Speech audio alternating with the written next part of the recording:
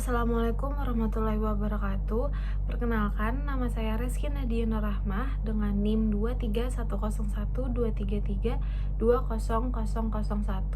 mata kuliah Psikologi Belajar dengan dosen pengampu Ibu Dr. Sulistiana SPD MPD. Di sini saya akan membahas topik mengenai implikasi teori kognitif dalam layanan bimbingan dan konseling.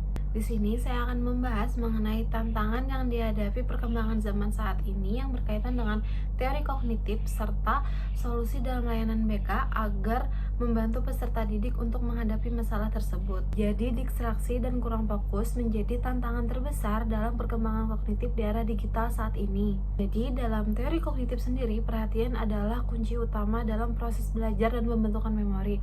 Namun, teknologi dan multitasking saat ini dapat mengganggu konsentrasi dalam proses belajar tersebut.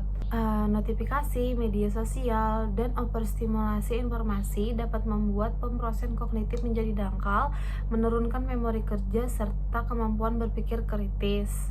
Distraksi terus-menerus dapat menurunkan daya ingat, meningkatkan stres, dan menurunkan produktivitas. Ini tentu harus menjadi perhatian terhadap peserta didik dan harus ditemukan solusinya untuk mencegah hal-hal buruk terjadi. Teori kognitif adalah pendekatan dalam psikologi yang menjelaskan bagaimana manusia memperoleh, memproses, menyimpan, dan menggunakan informasi. Teori ini menekankan bahwa individu bukan hanya merespon rangsangan dari lingkungan, tetapi juga aktif dalam memahami dan menginterpretasikan informasi melalui proses mental seperti perhatian, persepsi, memori, dan pemecahan masalah. Tokoh-tokoh utama dalam teori ini adalah Jean Piaget yang meneliti perkembangan kognitif anak dan Lev Vygotsky yang menekankan pentingnya interaksi sosial dalam perkembangan kognitif. Teori ini menyatakan bahwa pembelajaran dan pertumbuhan intelektual terjadi melalui pembentukan skema. Ketika individu menghadapi informasi baru, mereka menggunakan skema ini untuk memahami dan mengadaptasinya melalui proses asimilasi, yaitu memasukkan informasi baru ke dalam skema yang ada, atau akomodasi, mengubah skema agar sesuai dengan informasi baru.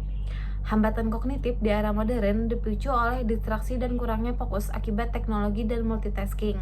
Perhatian yang terpecah mengganggu proses encoding informasi ke dalam memori jangka panjang, memperlambat pembentukan skema, dan melemahkan kemampuan berpikir kritis serta pemecahan masalah. Overstimulasi informasi juga menjadi tantangan besar di mana memori kerja yang terbatas cepat penuh karena banjir data, sehingga proses pembelajaran menjadi dangkal dan kurang efektif. Perubahan cara belajar yang didominasi oleh teknologi mengurangi interaksi langsung dan pengalaman sensori motor yang penting dalam perkembangan kognitif menurut teori Piaget. Hal ini membuat pembentukan pemahaman mendalam terhambat. Selain itu, cepatnya perubahan teknologi dan tuntutan adaptasi terus-menerus membuat individu kesulitan memproses dan menyusun skema baru, menghambat perkembangan intelektual. Stres dan kelelahan mental yang berkepanjangan juga berdampak pada fungsi eksekutif otak, memperlambat pengambilan keputusan dan konsolidasi memori. Untuk mengatasi hambatan ini, penting untuk mengelola distraksi, menyaring informasi, dan menciptakan lingkungan yang mendukung fokus dan perkembangan kognitif optimal. Mengatasi tantangan kognitif dalam pembelajaran memerlukan kolaborasi sekolah, guru, orang tua, dan pemerintah. Sekolah dapat merancang pembelajaran interaktif, membatasi gadget, dan melatih teknik fokus seperti Pomodoro. Orang tua mendukung dengan menciptakan lingkungan belajar yang kondusif dan membatasi waktu layar. Kebijakan sekolah dan pemerintah dapat mendorong keterampilan berpikir kritis, refleksi diri, serta promosi kesehatan mental di sekolah.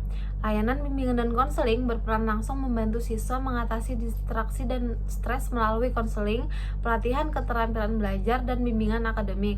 Program seperti detox digital juga diajarkan untuk mengurangi ketergantungan teknologi dan meningkatkan fokus siswa. Jadi, mempelajari teori kognitif membantu dapat memahami cara berpikir, belajar, dan mengatasi tantangan.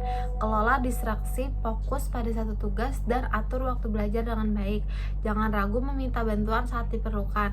Percayalah pada proses, karena setiap usaha kecil memperkuat kemampuan kognitif dan membawa lebih dekat pada kesuksesan. Sekian yang dapat saya jelaskan. Terima kasih. Mohon maaf jika ada salah kata. Wassalamualaikum warahmatullahi wabarakatuh.